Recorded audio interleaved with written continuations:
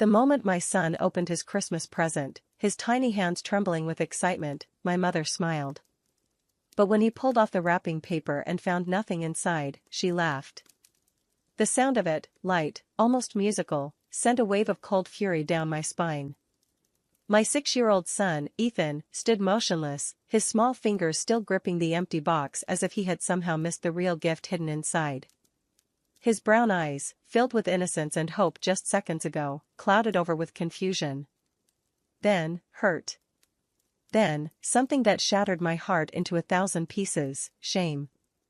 The room fell eerily silent. My siblings and their perfect little families shifted uncomfortably in their seats, their designer outfits shimmering under the chandelier's glow.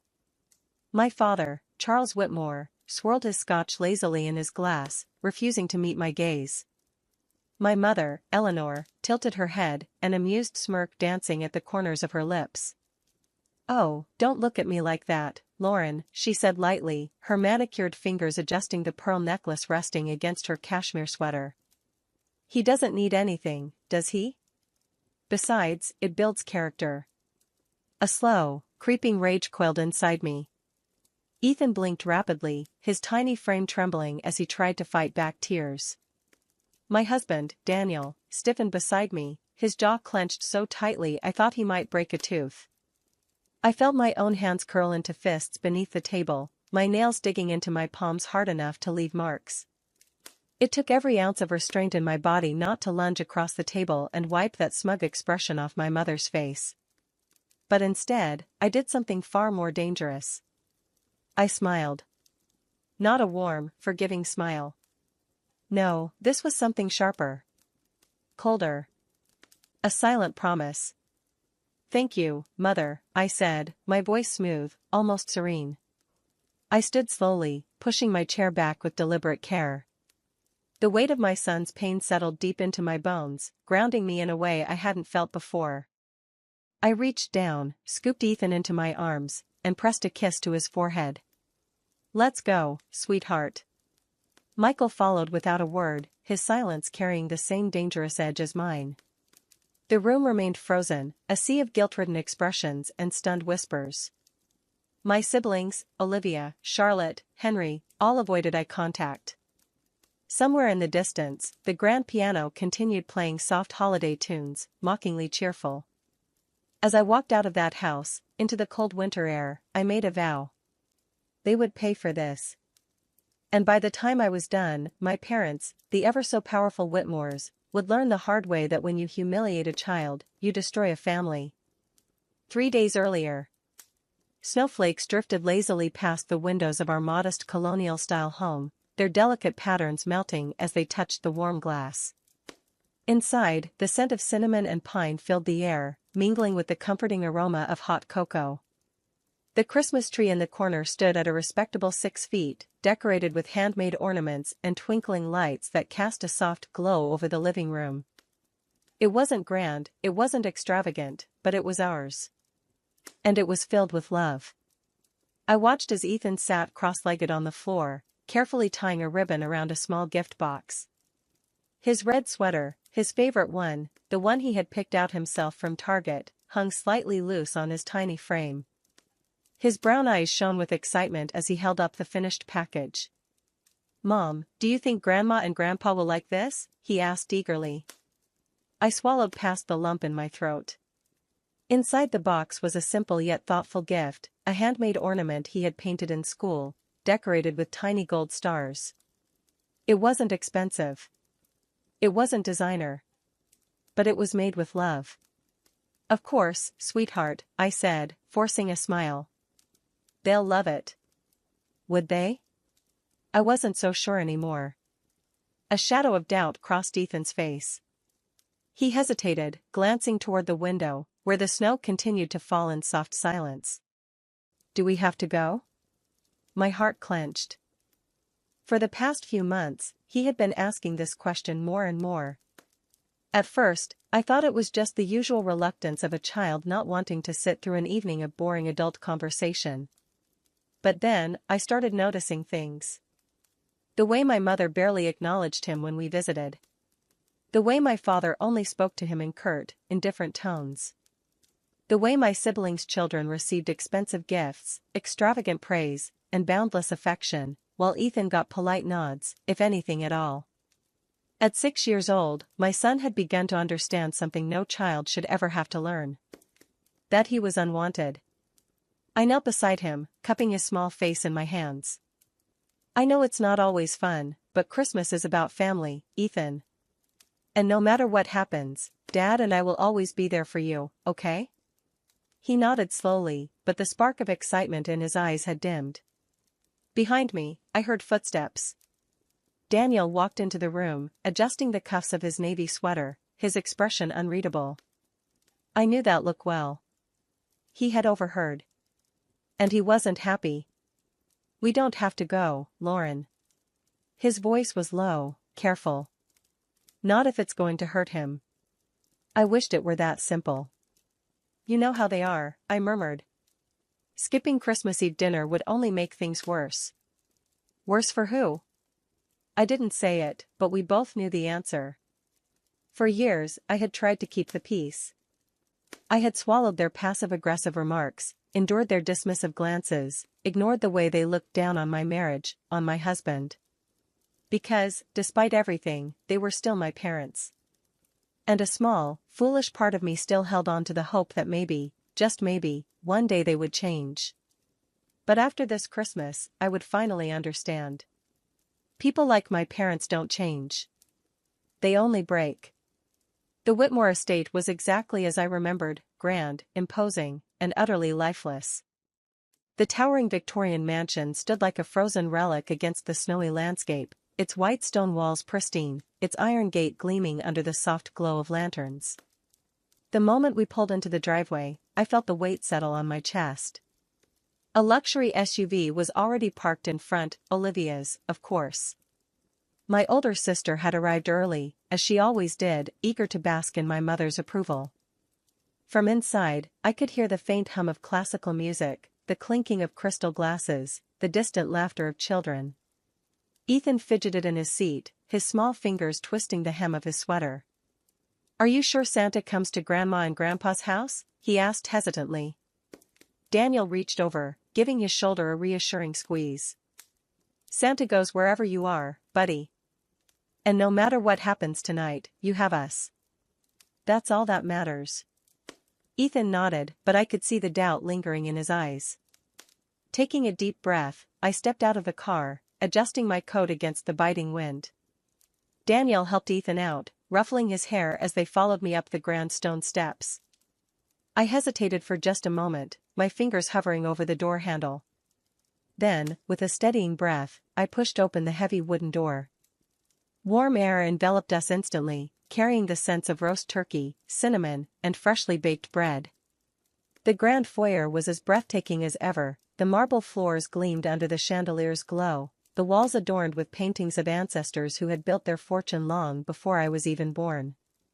At the center of it all stood the crown jewel of my mother's holiday decor, her 12-foot Christmas tree, decorated with Swarovski crystals and gold-trimmed ribbons, standing in perfect contrast to the warmth and simplicity of the tree in our own home. "Jenny, you finally made it," my mother's voice cut through the air, smooth and practiced, as if she were greeting a business associate rather than her own daughter. She emerged from the living room in a pristine white cashmere sweater, pearls glinting at her throat, her expression unreadable. She barely spared a glance at Ethan, offering only a fleeting brush of lips against my cheek before stepping back. "You're late." "Traffic," I lied. Her eyes flickered to Daniel. She didn't even greet him. Not that it surprised me. From the living room, the excited voices of my nieces and nephews rang out. Under the grand Christmas tree, a mountain of presents lay scattered, their colorful ribbons glinting in the soft light. Olivia's twins were already playing with the latest gaming console, Charlotte's daughter sat curled up with a brand new tablet, and Henry's son was gleefully unwrapping what looked like a premium sports gear set. Ethan took a small step closer to me. Then, as if on cue, my father's deep voice boomed from the other room. "Merry Christmas, Patricia." Patricia. Not Lauren. My father still refused to acknowledge my married name. I should have been used to it by now. Ethan stiffened beside me, his small fingers tightening around mine. I squeezed back gently. "It's okay, sweetheart," I whispered. "Mom and Dad are here for you." Even as I said the words, I felt the gnawing unease curl tighter in my gut.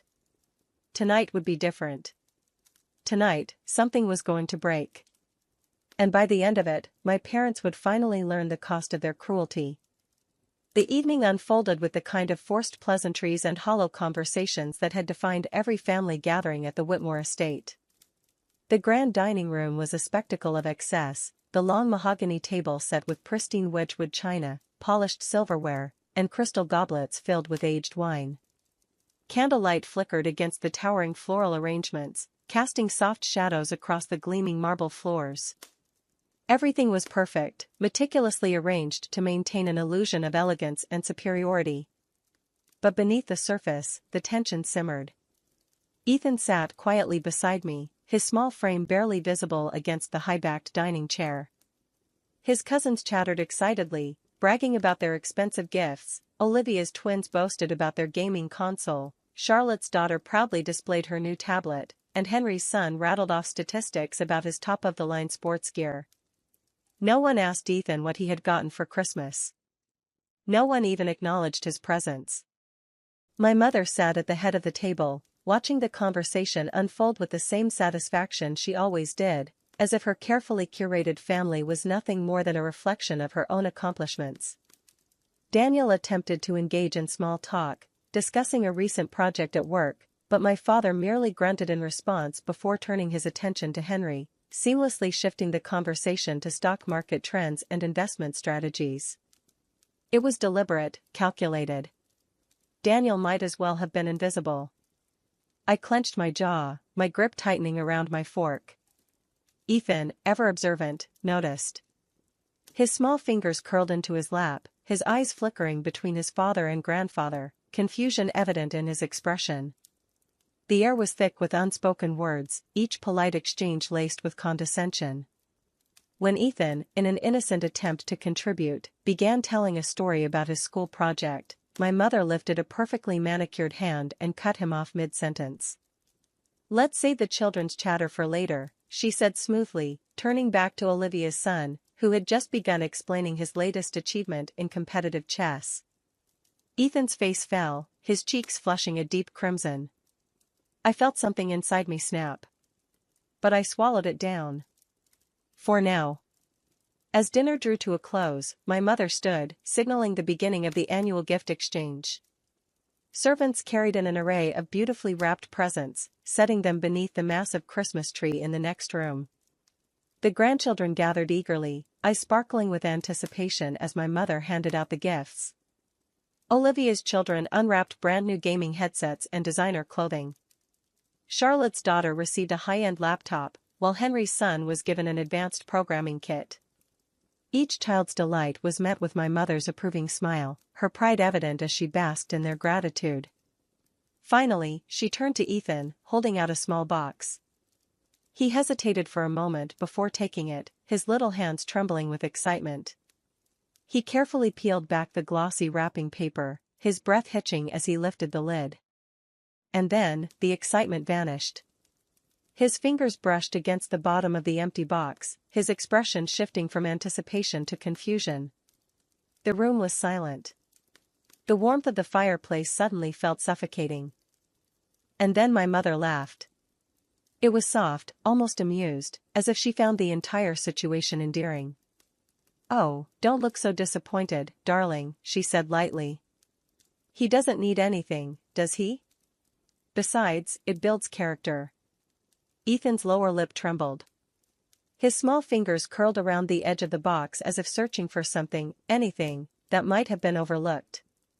But there was nothing. The weight of humiliation settled over him, sinking into his small frame, crushing the innocent joy that had been there just moments before. A single tear slipped down his cheek, and my heart shattered into a million pieces. Daniel was the first to react. He pushed back his chair, the leg scraping against the polished floor, the sharp sound cutting through the silence. His hands were clenched at his sides, his breathing heavy, controlled only by sheer willpower. I could feel the anger radiating from him, thick and unrelenting. But before he could speak, I placed a hand on his arm. Not yet. I turned back to my mother, meeting her gaze with a calm so chilling it made her smirk falter. Slowly, deliberately, I rose from my seat. Without a word, I reached down and lifted Ethan into my arms, pressing a kiss to his temple. His tiny hands clung to me, his body shaking slightly as he buried his face into my shoulder. "Thank you, Mother," I said, my voice eerily steady.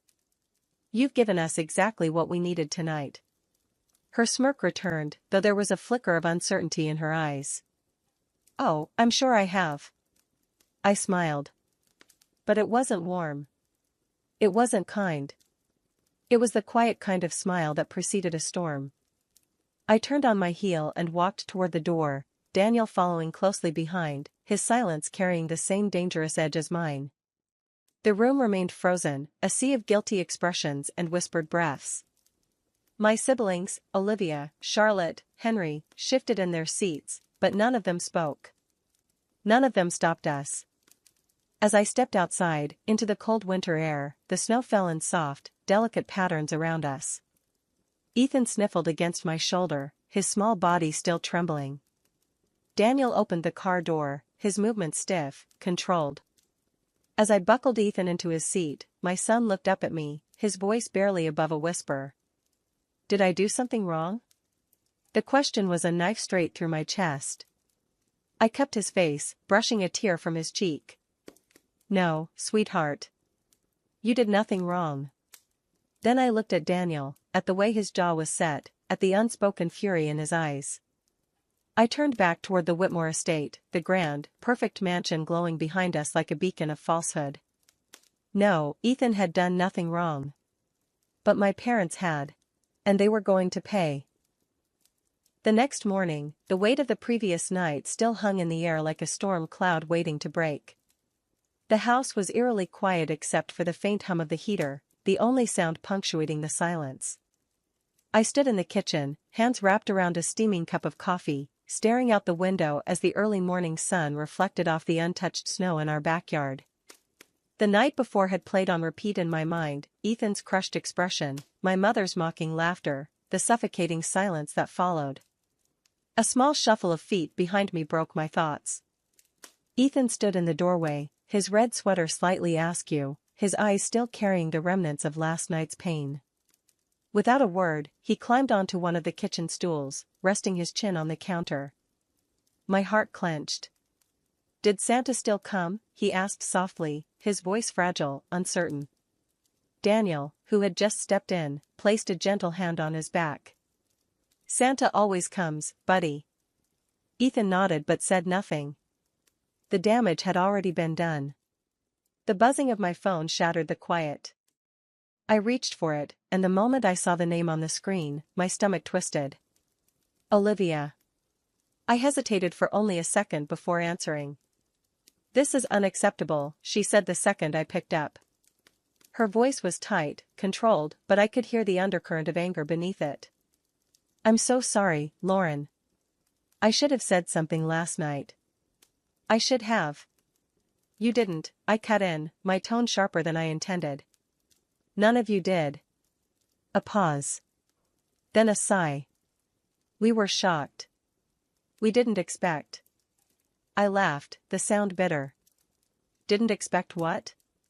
That she would humiliate my son? That she would take things that far? Don't act like this is new, Olivia. She's been doing this for years. Another pause. Then, softly, you're right. That caught me off guard. Olivia never admitted when she was wrong. I talked to Charlotte and Henry, she continued. We're all furious. And honestly? We've had enough. I narrowed my eyes. What do you mean? I mean, we're done, she said, voice firm now. We talked this morning, and we're cutting them off. Completely. A beat of silence passed. Then another. I leaned against the counter, gripping the phone tighter. Explain. You know they rely on us, Olivia said matter-of-factly. The investments, the property maintenance, the social connections, everything that keeps them at the top. It's all because of us. We've been the ones making sure their lives run smoothly while they act like they're still untouchable. But after last night? No more. My mind raced. She wasn't wrong.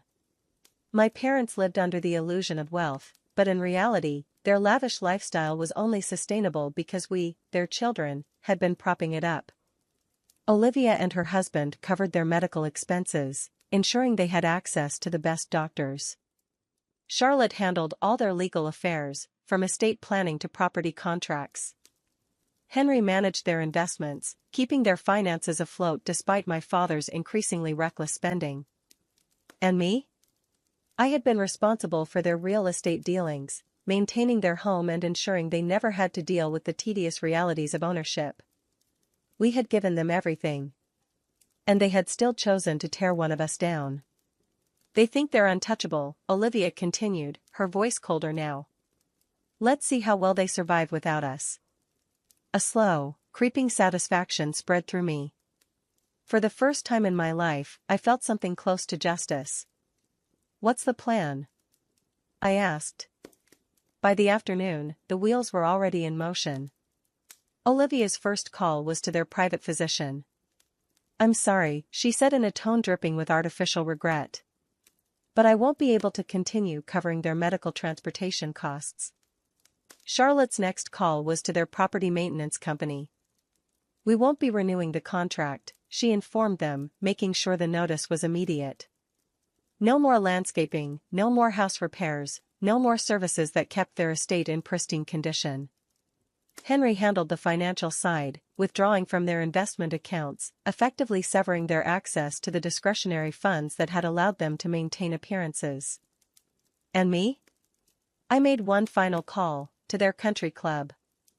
I'd like to cancel the automatic payments, I said smoothly. Effective immediately. The woman on the other end hesitated. Mrs. Whitmore has been a valued member for years. Are you sure? I'm sure. And just like that, the world my parents had built, the carefully crafted facade of power and prestige, began to crumble. The fallout was immediate. Within 24 hours, their world started to shrink. My mother's phone calls went unanswered, her invitations to luncheons ignored. At their next church gathering, the whispers started. People who had once fought for a seat at her table suddenly kept their distance, sensing the shift in power. My father, who had spent years boasting about his financial acumen, found himself struggling to keep up with even the most basic expenses. Without Henry managing their portfolio, poor decisions led to quick and devastating losses. But the biggest blow came when their home began to deteriorate. Without maintenance, small issues became big ones. The once pristine lawn grew wild, the carefully curated rose garden withered. The heating system failed during one of the coldest weeks of winter, and for the first time in decades, my mother had to make calls to contractors herself, calls that were now met with indifference rather than urgency. They had always believed they were above consequences. That no matter how they treated us, we would always be there to support them. They were wrong. And soon, they would feel the full weight of what it meant to be abandoned. Winter had never felt so cruel inside the Whitmore estate. The once pristine mansion now bore the unmistakable signs of neglect, cracks creeping along the marble floors, dust settling in corners where no housekeeper had been to clean, and worst of all, a cold that seeped into the very bones of the house. Without the usual maintenance, the grand estate was no longer the shining beacon of old money and power. It was just another house, stripped of its illusion of invincibility. For the first time in their lives, Charles and Eleanor Whitmore were struggling. Their appointments at Greenwich Hospital had been cancelled. Without Olivia's funding, their VIP status had disappeared overnight. No more personal calls from doctors, no more priority treatments. My mother, who had once prided herself on getting same-day access to specialists that others waited months for, now sat in a crowded waiting room, clutching her designer purse as though it held the last remnants of her dignity. My father, always so composed, had received his first ever declined transaction at the country club, the membership fees suddenly overdue now that Henry had pulled their discretionary funds. The whispers had begun. They had spent decades crafting a life of prestige, carefully curating every detail to maintain their standing. But without the financial and social support of their children, their kingdom was crumbling. The Christmas invitations stopped coming. The friends who once flocked to them at charity galas now barely acknowledged them in public. My mother had tried to salvage the damage, attempting to host one of her infamous luncheons, only to be met with polite refusals and thinly veiled excuses. People could smell desperation. And nothing was more pathetic in their world than a Whitmore who had lost control. And then, just 2 weeks after Christmas, they came to me. It was early morning when the knock echoed through my home. The sound was foreign, unexpected. I wasn't used to visitors, especially not ones like them. I opened the door to find my parents standing there, stripped of their usual armor. My mother's hair, always perfectly styled, was slightly out of place, the first sign of her unraveling. My father's expensive cashmere coat looked worn, as though he had been wearing it far more frequently than before. But it was their eyes that caught me off guard, tired, weary, and for the first time, uncertain. "Lauren," my father started, his voice measured, cautious. "We need to talk." I didn't step aside immediately. For so long, they had expected me to come to them. They had expected that no matter what they did, I would always return, always seek their approval. Now, they were here, at my doorstep, looking at me as though I was their last hope. "Come in," I said finally, my tone giving nothing away. They stepped inside, my father scanning the room as if seeing my home for the first time, as if realizing that despite not having their wealth, I had built something real. Daniel sat at the dining table, watching them with unreadable eyes. Ethan was upstairs, still asleep, unaware that the very people who had humiliated him were now standing in our living room. My mother cleared her throat, clearly uncomfortable. "Lauren, we've had a difficult few weeks." I said nothing. "We've run into some challenges," my father continued, and for the first time, I saw it, the hesitation, the fragility beneath his usually unshakable demeanor. The great Charles Whitmore, struggling to admit weakness. "Challenges?" I echoed, arching an eyebrow. "You mean the hospital appointments you can't get? The country club membership you can't afford? The house falling apart without someone to maintain it?" My mother flinched, just barely. "It's not just that," she murmured, her voice quieter now. "People are talking." Ah. There it was. It wasn't just about the money, or the inconvenience. It was about the loss of status. "You mean your friends have abandoned you?" I tilted my head, my voice carefully neutral. "Now that you're no longer the Queen of Greenwich Society?" Silence. "Lauren, we know we've made mistakes," my father finally said, his tone heavier than before. "We? Mistakes?" The word came out sharper than I intended. I took a step forward, folding my arms. "You humiliated my son. On Christmas. You deliberately singled out a 6-year-old to make a point. And now that the consequences are hitting you, now you want to talk?" My mother's lips parted slightly, as if she had been expecting something different, as if she thought I would immediately soften, that I would fall back into the role of the daughter who always sought their approval. But I didn't. I saw the flicker of something on my father's face then, not just guilt, but regret. Real, painful regret.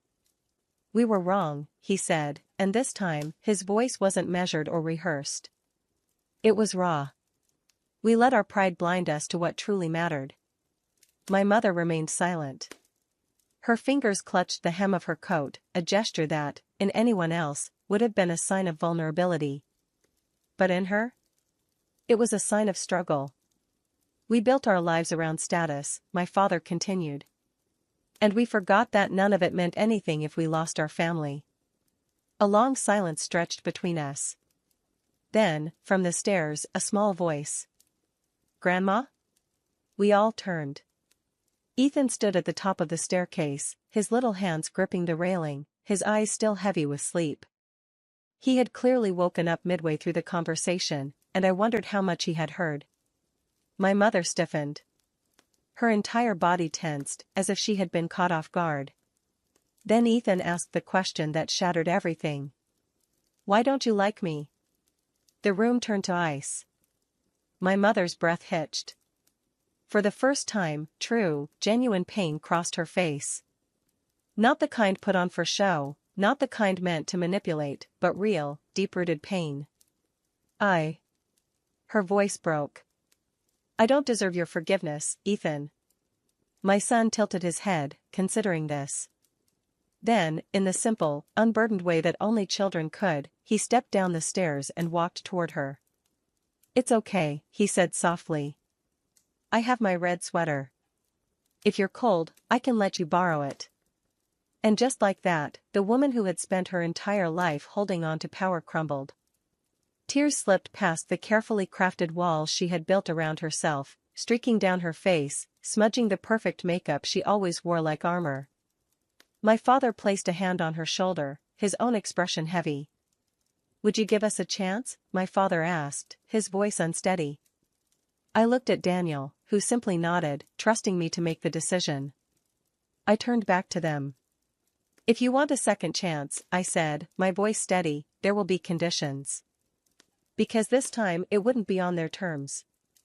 It would be on mine." For the first time in their lives, my parents weren't the ones dictating the rules. The power dynamic had shifted, and they knew it. My mother, who had spent years wielding control like a finely honed blade, sat frozen, her carefully curated composure slipping with each passing second. My father, once the untouchable patriarch of the Whitmore family, merely nodded, his silence a quiet admission of defeat. "Conditions?" my mother finally asked, her voice hoarse, as if the very act of speaking those words burned her throat. I leaned against the dining table, arms crossed, studying them. "Yes. If you truly want to be part of this family again, you don't just get to waltz back in when it's convenient for you. Things will be different." My mother opened her mouth, most likely to argue, but I held up a hand, stopping her. "First, there will be no more judgment.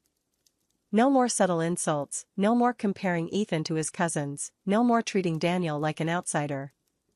If you can't respect my family, you have no place in it." My father nodded immediately, his expression tired but accepting.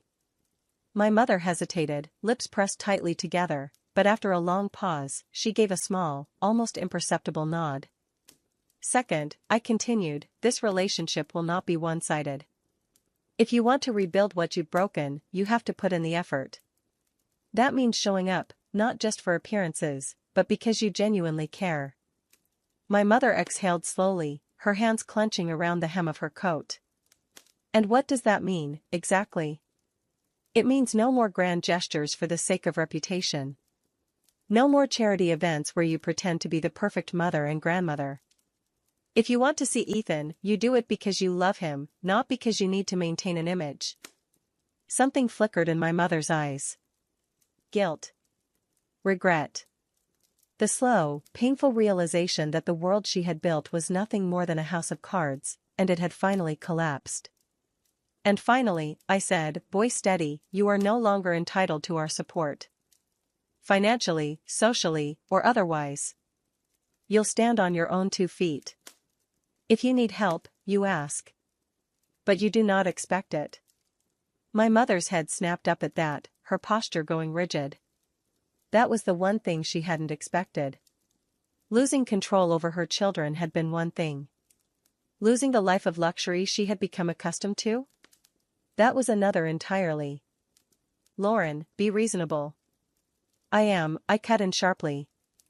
"You have no idea how reasonable I'm being right now." A heavy silence settled over the room. My mother glanced at my father, as if searching for support, but he didn't argue. He just exhaled a deep breath and said, "We understand." Those 2 words sealed it. For the first time in their lives, Charles and Eleanor Whitmore had to start over. 3 months passed, and with them, the last remnants of my parents' once untouchable status. Their names no longer held weight in Greenwich's elite circles. Their invitations to high society events had long since dried up. The country club, which had once been their second home, had removed them from its membership roster. And without the silent financial backing of their children, they were forced to confront the realities of their situation. The Grand Whitmore estate, once the symbol of their power, had lost its luster. Without weekly maintenance, the once flawless garden had begun to grow wild, the perfectly manicured rose bushes now tangled with weeds. Inside, the once gleaming floors bore the scuffs of age, the grand chandelier now slightly dimmer without the meticulous upkeep of a full-time staff. The illusion of wealth had crumbled, leaving behind nothing but the bare bones of what once was. And yet, for the first time, they were learning how to live. My father, who had spent his entire life obsessing over wealth and prestige, had taken on a role as a volunteer bookkeeper at the local senior center. It wasn't paid. It wasn't glamorous. But there was something almost peaceful about the way he approached it now, his once meticulously styled hair now slightly unkempt, his designer suits replaced with more practical sweaters and slacks. My mother, once the queen of Greenwich's social scene, had been forced to step away from the world that had abandoned her. Instead of charity galas and country club luncheons, she now spent her afternoons at a small book club, a quiet gathering of women who didn't care about last names or bank accounts. For the first time, she was experiencing what it meant to have relationships not built on status, but on connection. I never knew conversations could feel this real, she had admitted once, almost reluctantly, as she helped me set the dinner table one Saturday evening. That was another change. They no longer hosted family gatherings at their mansion. Now, they came to ours. Every Saturday, without fail, they arrived, not as hosts, not as figures of power, but as family. And Ethan? He had begun to smile around them again. "Grandpa, did you see my game?" he asked excitedly one evening after his Little League practice, running up to my father with all the enthusiasm he had once reserved only for Daniel and me. My father, the same man who had once dismissed Ethan's very existence, knelt down, ruffling his hair. "Of course I did, champ. You were incredible out there." And my mother? She had started helping him with his homework, sitting beside him at the kitchen table, patiently working through math problems in a way that was so foreign, so different from the woman she had once been, that sometimes I wondered if this was the same person who had humiliated my son on Christmas Eve. Maybe she had changed. Or maybe she had simply learned what truly mattered.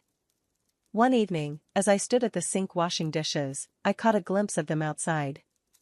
Ethan was in the garden, showing my parents how to care for the plants, his tiny hands demonstrating how to loosen the soil, how to water the flowers just right. My mother, her once perfectly manicured nails now covered in dirt, listened intently. My father, who had once scoffed at anything that wasn't related to finance or power, watched with a quiet reverence. I wiped my hands on a dish towel, leaning against the counter. Daniel stepped up beside me, following my gaze. "Did you ever think we'd see this day?" I exhaled a slow breath. "No. But I think, maybe it's enough." Daniel wrapped an arm around me, pressing a kiss to my temple.